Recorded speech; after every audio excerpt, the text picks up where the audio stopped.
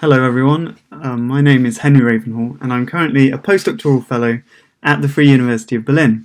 Today I'm going to talk about textile curtains in manuscripts and how they may have impacted the medieval reading experience.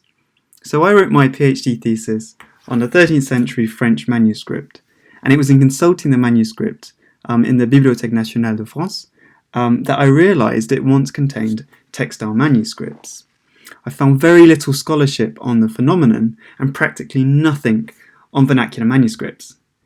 The inclusion of manuscript curtains is, I think, very familiar to the vast majority of manuscript scholars and book historians, but there is, to my knowledge, currently no work by literary scholars that engages with this practice. Why are manuscript curtains so understudied? Part of the problem no doubt lies in the difficulty of detecting them, as very few curtains survive intact in medieval books. But another and connected part of the problem is the lack of cataloguing information regarding these curtains. So in this paper, I'd like firstly to survey, briefly, the existing work on manuscript curtains. Then secondly, I will turn to a couple of examples from French manuscripts and Latin manuscripts that demonstrate how these curtains could interact with or add meaning to the text and images they accompanied. And thirdly, I'd like to think about how digital platforms communicate but also obscure textile curtains in manuscripts, and to reflect on the differences between medieval and modern engagements with the written object, and in particular, how textile curtains function at the intersection of touch and sight. Throughout this paper, I will mostly be showing images of manuscripts of French texts, partly because this is my area of expertise, and partly because this may be the first time that the presence of curtains in these manuscripts has been acknowledged. So what are textile curtains and why do they matter? Let's begin with a definition published in 2018 in the revised edition of Understanding Illuminated Manuscripts. This short definition is perfectly satisfactory and fills a lacuna from the edition published in 1994. It raises three central issues surrounding the practice. First, the presumed protective function of the curtain. Second, its connection to other spheres of activity and other objects, as well as its potentially revelatory implications, although we can see here that the authors have couched this in the safest terms possible. It is related to the practice of veiling liturgical vessels, but what is the nature of this relation, and how does this correspond to its protective function? And third, the difficulty of identifying manuscripts with curtains, as almost all trace of them were later removed. But by who exactly? Later book owners could refer to both medieval and post-medieval owners. There is also no reference to the scale, geographical and chronological scope of the practice, or to what kind of books we find curtains in. The most extensive discussion of manuscript curtains today is provided by Christine Siaka in her groundbreaking essay of 2007. Siaka evidences the sheer range of the practice, citing manuscripts of the 11th to 15th centuries made across Europe. However, Siaka reiterates that our knowledge of the medieval rationale behind the insertion of curtains is patchy. An early 12th century vita of Queen Margaret of Scotland attests an episode in which the Queen's lost Gospel book, when eventually found at the bottom of a river, was missing its silk curtains, panicoli de serico, or literally small rags made of silk, designed, the text tells us, to protect the gold letters fading through contact with the opposing manuscript folio. Siaka goes on to assert that, quote, the purpose of textile curtains is first and foremost a protective one, end quote, even if the fabric or the tactile interaction it encouraged tended to inflict rather than prevent damage to the illumination. Given the widespread use of veils for sacred objects, one important secondary function was to imbue images with spiritual mystery as part of a visual rhetoric of unveiling linked to notions of divine revelation. Another was to install, quote, a protective barrier between the viewer and a particularly powerful or disturbing image, unquote. Curtains, by necessitating an active reader, Siaka claims, could also make the image, quote, more didactically effective.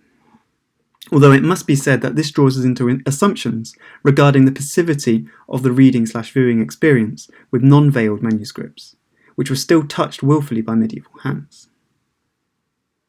As the majority of Sciacca's examples are from high-status Latin books, the vernacular context is left unexplored to the extent that it is unclear whether this was a phenomenon specific to Latin and/or devotional texts, or indeed to elite objects more generally.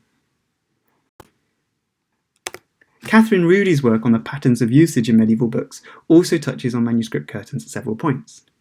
Rudy's specialism is personal devotional books of the 15th century produced in the Low Countries, and how they operated on an economy of adding and subtracting material. And it was this customization that increasingly solidified the association of the book with its owner. Seen through the lens of affective piety, that is, religiously motivated bodily performances of empathy, compassion, and pain, curtains contributed to a specifically haptic relationship to the book, and, by extension, to one's faith. Rudy echoes Sciacca's conclusions when she states, "Lifting the curtain to reveal the image below creates the tension and catharsis of revelation, and adds a new ritual to the acts of seeing, reading, and contemplating." Curtains could also be positioned in such a way as to interact with the visual symbolism of the image, as attested by an illumination of Christ's entombment in the French-made Mirthly Hours, in which extra curtains sewn into the bottom of the image materially replicate the act of swathing and thus unswathing Christ's body in fabric. While a devotional purposing of curtains seems undeniable, there is this certain danger in assuming a continuity in what curtains meant for audiences across the entire medieval period. As Rudy notes, 15th century book owners drew inspiration from earlier manuscripts, but in so doing, quote, changed the meaning of the gesture when they began making such curtains commonplace, rather than reserving them for only the most ornate display volumes. Using 15th century books to elucidate 12th and 13th century practices, therefore, seems fraught with particular difficulty. In short, the overwhelmingly devotional aspect of manuscript curtains in these later objects must not retrospectively colour our understanding of their predecessors.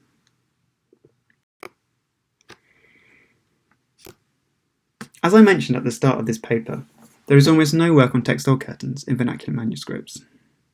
So far, I have identified 21 13th century manuscripts of French texts that once contained curtains. These are the ones that I'm certain about, and there are other probable cases that I would need to consult physically in order to be sure. The evidence in most cases is some thread, while there are also 4 instances of curtains and 6 instances of clear and repeated stitch holes near more than one illumination. There is quite a bit of variety among these manuscripts, and they transmit both prose and verse texts and different genres, from historical writing to prose romance, from saints' lives to short poetic works. The main common points between all these manuscripts are A. The fact that they're elite objects with luxurious use of gold leaf, and B. That they give a lot of attention to their visual cycles. Rather than try to work out why these manuscripts in particular were equipped with curtains, I'd like instead to think about how these curtains altered the medieval reading experience, and I'll do this by turning to 2 brief examples. Firstly, let's look at Modena Bibliotheca Estense Alpha E39, which is one of the earliest manuscripts of Arthurian material in French. It transmits the trilogy attributed to Robert de Baron, so the Joseph, the Merlin, the Percival in prose, as well as the Mort Arthur and the so-called Modena lapidary. It was produced probably in northern France in the first quarter of the 13th century. Stitch holes running to the side or above the historiated initials indicate that the manuscript once had textile curtains, although we cannot know when they were added or removed. One of these historiated initials has curtains depicted inside the scene, creating an obvious mise en abîme effect. It represents the conception of King Arthur, as Uther Pendragon sleeps with the unmarried Irene. Here, no doubt the intimacy of the scene, as well as its potentially licentious implications, was conveyed or heightened by its initial concealment behind fabric. Both characters are wrapped in silk sheets, and the tactile sensuality of the scene is emphasised by the king's hand being placed on Irene's midriff. Yet the act of unveiling takes on another meaning, insofar as Uther Pendragon, according to the text, disguises himself through Merlin's magic as Irene's husband in order to consummate his desire and engender a male heir. Both text and unveiled illumination reveal the true identity of the male lover, signalled by the golden crown atop Utepondragon's head. Readers of the text and viewers of the image are thus provided a privileged line of sight, one that is even inaccessible to Irene within the story. This scene is illustrated in another manuscript that contained textile curtains, BNF FR95, produced in northern France around 1280. Silk thread survives next to almost all of the miniatures in this heavily illustrated manuscript. Here, once again, the curtains are parted to reveal a scene. In a sense, by lifting the textile, the user of the manuscript reaches out and handles the curtain within the story, in an immersive gesture at the intersection of touch and sight. Okay, moving on to my second example, the narrative of Judith and Holofernes. This is a well-known biblical story, and the image of Judith beheading the Assyrian general Holofernes is nothing short of iconic. Like the previous example, the episode takes place in an enclosed private space, as Holofernes summons Judith to his chambers, whereupon he falls asleep drunk, and Judith takes the sword hanging in his tent and uses it to chop off his head. Take this 12th century Latin Bible, for instance. The precise moment of decapitation is captured here. Yet, if we look to the left, we see stitch holes indicating the earlier presence of a curtain. Whether or not the curtain was originally included to protect the gold leaf, it would have fulfilled a range of other functions. First of all, it heightens suspense, building anticipation about what lies behind it. Second, it works a bit like a spoiler alert. Not that I'm saying readers were not already familiar with the Book of Judith, but insofar as the reader can choose when to lift the veil and could perhaps wait until the moment of decapitation in the text to go back to the illumination to look at it. And third, it could function to protect the viewer from a troubling or violent image. This third point is also suggested by a 13th century English psalter, which also had curtains sewn above the illuminations.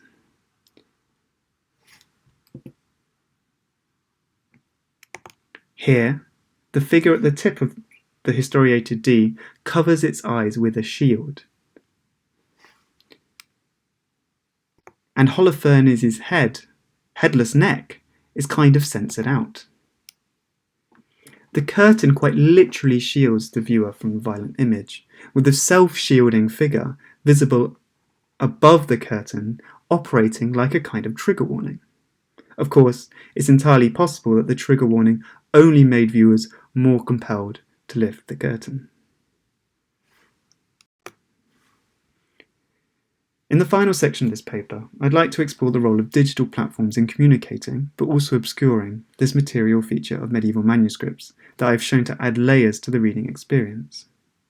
It will be clear by now that the major issue facing the study of textile curtains in vernacular manuscripts is how difficult they are to detect. Even thread can go unobserved when one is not actively looking for it. Stitch holes, particularly when they are in the margin, can look suspiciously like prickings made for the ruling of the manuscript page. With digitized facsimiles, it can be challenging to gauge what is a hole, what is a speck of ink or paint, and what is discoloured parchment. Often, one can only be sure by checking the reverse side of the folio and seeing if the set of stitch holes rematerializes. As modern viewers, we are normally so used to seeing the manuscript in an imperfect, partially damaged state that we seem unconsciously to filter out the minutiae, cognitively processed as wear and tear, in order to imagine what the manuscript was like in its earliest form. Take the silk thread in BNF FR95, for instance. It is very subtle and very easy to miss. On the digital image, it looks like it could be a drawn line. In fact, I'm indebted here to the cataloguer who has written in the manuscript description on Gallica, presence of silk thread alongside the illuminations. See folios 106, 120, indicating the presence of curtains. However, if we compare this to Arsenal 3142, which as a book has generated quite a significant bibliography, Gallica's manuscript description makes no reference to the thread or stitch holes near the illuminations of the manuscript. If we try searching for serpent, the French codicological term for manuscript curtain, in Biblissima, a portal that, quote, provides unified access to a set of digital data on medieval manuscripts, 5 results appear. 4 refer to the ablative singular of snake in Latin, while 1 directs us to an early 14th century manuscript, Chantilly Bibliothèque du Château, or formerly Musée Condé, 734. In the notes section of the entry, reference is made to, quote, traces of needlework for a curtain. And indeed, when we look at the manuscript, we actually find some thread above a couple of illuminations. However, this is more of a lucky discovery than an intended feature of Biblissima, and if you search for curtain or rideau, you get 1,457 results, all of which are images of curtains, and it pains me to say that I did actually check every single one of them. Another issue that arises is how manuscript folios with curtains are digitised. Take Arsenal 3517, for instance, which has a high-quality digitisation on Gallica. Firstly, there is no reference to the curtain in the manuscript description. But secondly, there is only 1 image of the folio, and in it the curtain is raised. Besides the fact you can't tell exactly what the curtain covered or how opaque or transparent the fabric is, I think one of the main problems with this is that it further distances the modern viewer from how the medieval book was read, and I'm going to touch on this more in a moment. Older microfilms now on Gallica do a better job of showing the illumination covered first and then uncovered, such as with this manuscript produced in Rome in 1295. Although, again, you can see that the catalogue description does not mention the curtains. The same goes for a 13th century collection of saints' lives in French, which has semi-transparent veils over its illumination. In this case, having an image of the illumination covered is especially important, as the viewer can still make out some of the scene. We might imagine that these outlines of figures further built up anticipation of the textual and visual revelation. Perhaps the most problematic instance of the disparity between the medieval book and its digital representation is British Library Harley 1717. The catalogue entry makes a note of the fabric curtain on folio 174V, but when you jump to it on the online digitisation, it has been removed. It was only when I googled the manuscript separately that I found an image of the same folio with the curtain attached. With this in mind, I'd like to end with Christopher de Hamel's discussion of the Copenhagen Psalter, pictured on the right. Divine revelation, he says, is, quote, made literal in one's haptic interaction with the book. And this experience comes into tension with our present-day tendency to visualise manuscripts in all their glory, either in static double-page exhibition cases or in the sparkling motion of turning the page. His brief meditation ends with a somewhat cryptic, faintly forlorn expression. It is a reminder of what a different world we inhabit. Different in many ways, no doubt, but in the context of de Hamel's phenomenology of the manuscript and the manuscript library, the most acute difference may be how the intensely personal interplay of touch, sight, materiality, and spirituality has made way to the predominantly visual and distant means by which the book, medieval or otherwise, is apprehended. Thank you for listening.